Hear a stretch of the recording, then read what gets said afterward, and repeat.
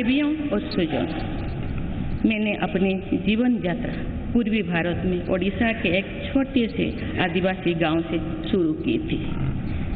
मैं जिस पृष्ठभूमि से आती हूँ वहाँ मेरे लिए प्रारंभिक शिक्षा प्राप्त करना भी एक सपने जैसा ही था, लेकिन अनेक बाधाओं के बावजूद मेरा संकल्प दृढ़ रहा और मैं कॉलेज जाने वाली अपने गांव की पहली बेटी थी।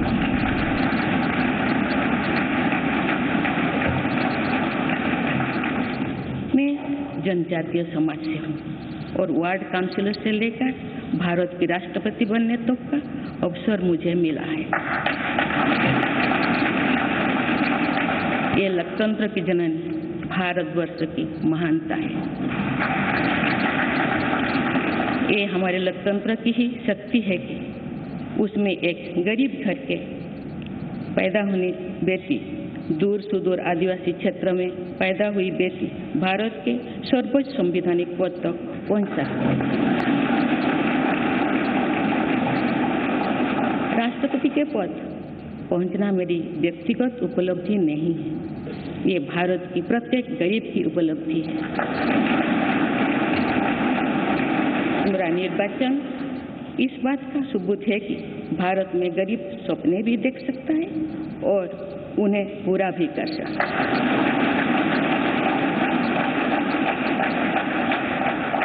और ये मेरे लिए बहुत संतोष की बात है कि जो सदियों से वंचित रहे, जो जीवन विकास के लाभ से दूर रहे, वे गरीब, दलित, पिछड़े तथा आदिवासी मुझे ये अपना प्रतिबिंब देख सकते हैं।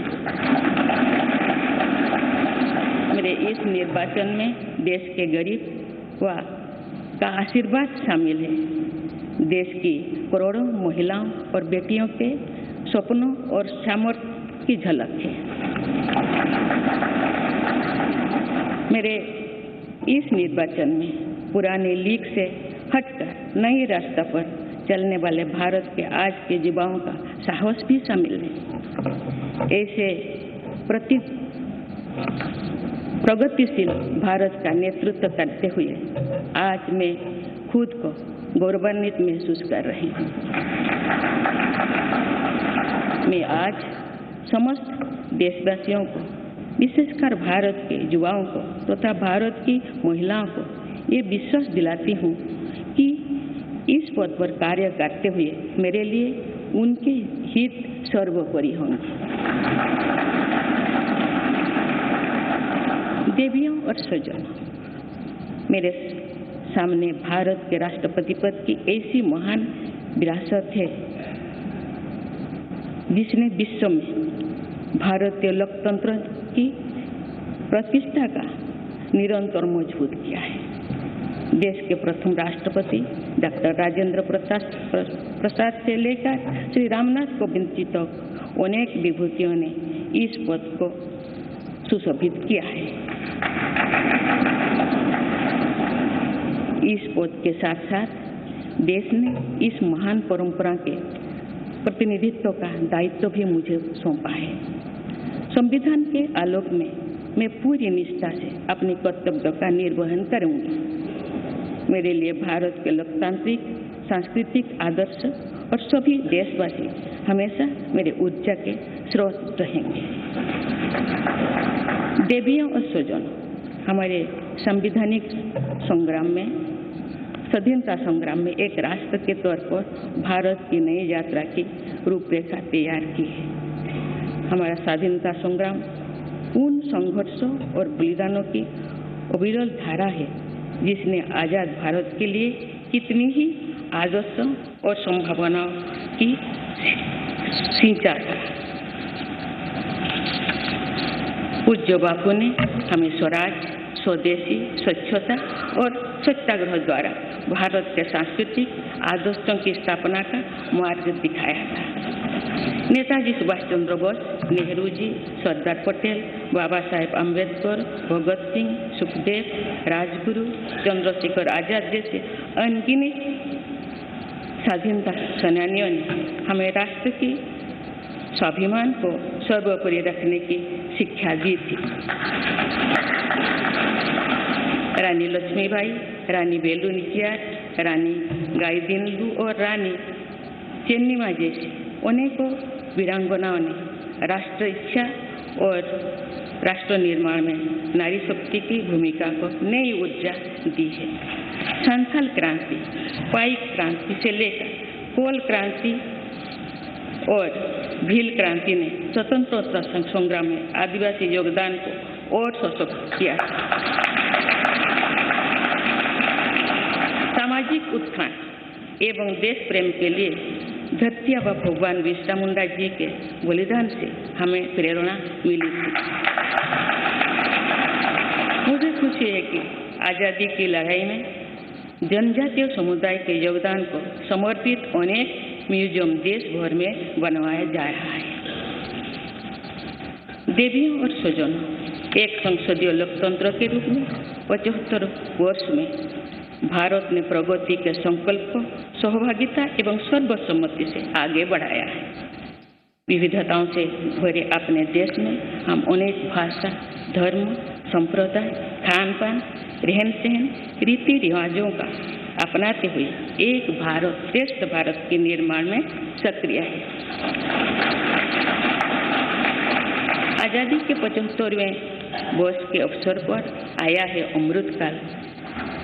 भारत के लिए नए संकल्पों का कालखंड है। आज मैं इस नए युग के स्वागत में अपने देश को नई सोच के साथ तत्पर और तैयार देख रही हूँ। भारत आज हर क्षेत्र में विकास का नया अध्याय जोड़ रहा है। कोरोना महामारी के वैश्विक संकट का सामना करने में भारत ने जिस तरह का सामर्थ्य दिखाया है, उसने पूरे विश्व में भारत की साख बढ़ाया है।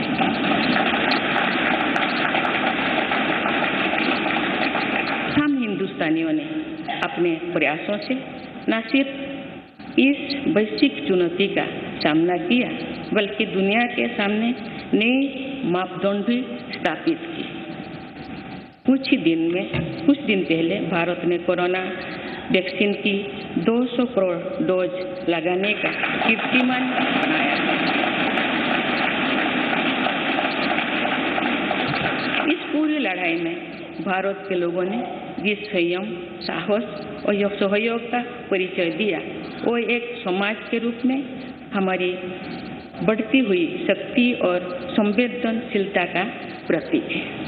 भारत ने इन मुश्किल हालात में न केवल खुद को संभाला, बल्कि दुनिया की मदद भी की। कोरोना महामारी से बने माहौल में आज दुनिया भारत को नए विश्वास से देख रही है। दुनिया की आर्थिक स्थिरता के लिए, सप्लाई चेन की सुगमता के लिए और वैश्विक शांति के लिए दुनिया को भारत से बहुत उम्मीदें हैं। आगामी महीनों में भारत अपनी अध्यक्षता में G20 ग्रुप की मेजबानी भी करने जा रही है। इसमें दुनिया के 20 बड़े देश भारत की अध्यक्षता में वैश्विक विषयों पर मंथन करेंगे। मुझे विश्वास है भारत में होने वाले इस मंथन से जो निष्कर्ष और नीतियां निर्धारित होंगे, उनसे आने वाले दशकों की दिशा तय होगी। देवियों और स्वजनों, दशकों पहले मुझे रायरंगपुर में श्री अरबिंदो इंटीग्रल स्कूल में शिक्षक के रूप में कार्य करने का अवसर मिला था। कुछ ही दिनों के बाद श्री अरबिंदो जी की 150वीं जन्म जयंती मनाई जाएगी। शिक्षा के बारे में श्री अरबिंदो के विचारों ने मुझे निरंतर प्रेरित किया है।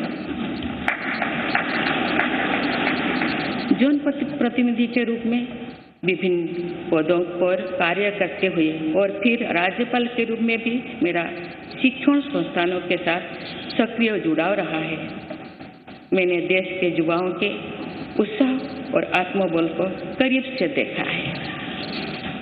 हम सभी के श्रद्धेय अटल जी कहा करते थे कि देश के युवा जब आगे बढ़ते हैं तो वे सिर्फ अपने ही भाग्य नहीं बनाते, बल्कि देश का भी भाग्य बनाते हैं।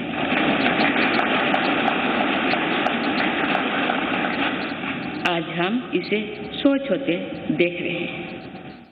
वोकल फॉर लोकल से लेकर डिजिटल इंडिया तक हर क्षेत्र में आगे बढ़ रहा आज का भारत विश्व के साथ कदम से कदम मिलाकर औद्योगिक क्रांति 4.0 के लिए पूरी तरह भारत तैयार है। रिकॉर्ड संख्या में बन रहे स्टार्टअप्स में नए इनोवेशंस में दूर सुदूर क्षेत्रों में डिजिटल टेक्नोलॉजी की स्वीकार्यता में भारत के युवाओं की बड़ी भूमिका है। बीते वर्षों में भारत ने जिस तरह महिला सशक्तिकरण के लिए निर्णय लिए हैं, नीतियां बनाई गई है, इससे भी देश में एक नई शक्ति का संचार हुआ है। मैं चाहती हूँ कि हमारी सभी बहनें व बेटियां अधिक से अधिक सशक्त हो तथा वे देश के हर क्षेत्र में अपना योगदान बढ़ाती रहें। मैं अपने देश के युवाओं से कहना चाहती हूँ कि आप न केवल अपने भविष्य का निर्माण कर रहे हैं, बल्कि भविष्य के भारत की नींव भी रख रहे हैं। देश के राष्ट्रपति के तौर पर मेरा हमेशा आपको पूरा सहयोग रहेगा। देवियों और सुजों, विकास और प्रगतिशीलता का अर्थ निरंतर आगे बढ़ना होता है, लेकिन साथ ही अपने अतीत का ज्ञान भी उतना ही आवश्यक है। आज जो विश्व सस्टेनेबल प्लैनेट की बात कर रहे हैं, तो उसमें भारत की प्राचीन परंपराओं, हमारे अतीत की सस्टेनेबल लाइफस्टाइल की भूमिका और बढ़ जाती है। मेरा जन्म तो उस जनजातीय परंपरा से हुआ है जिसने हजारों वर्ष से प्रकृति के साथ तालमेल बनाकर जीवन को आगे बढ़ाया है। मैंने जंगल और जलाशयों के महत्व को अपने जीवन में महसूस किया है। हम प्रकृति से जरूरी संसाधन लेते हैं और उतनी ही श्रद्धा से प्रकृति से सेवा भी करते हैं। यहाँ संवेदनशीलता का आज वैश्विक अनिवार्यता बन गया है। मुझे इस बात की प्रसन्नता है कि भारत पर्यावरण संरक्षण के क्षेत्र में विश्व का मार्गदर्शक बन रहा है। देवियों और स्वजन, मैंने अपने अब तक के जीवन में जौन सेवा में ही जीवन की सार्थकता को अनुभव किया है। श्री जगन्नाथ क्षेत्र के एक प्रख्यात कवि भीम भोई जी की कविता की एक पंक्ति है, मो जीवन पछे नरके पड़ी था जगत उद्धार।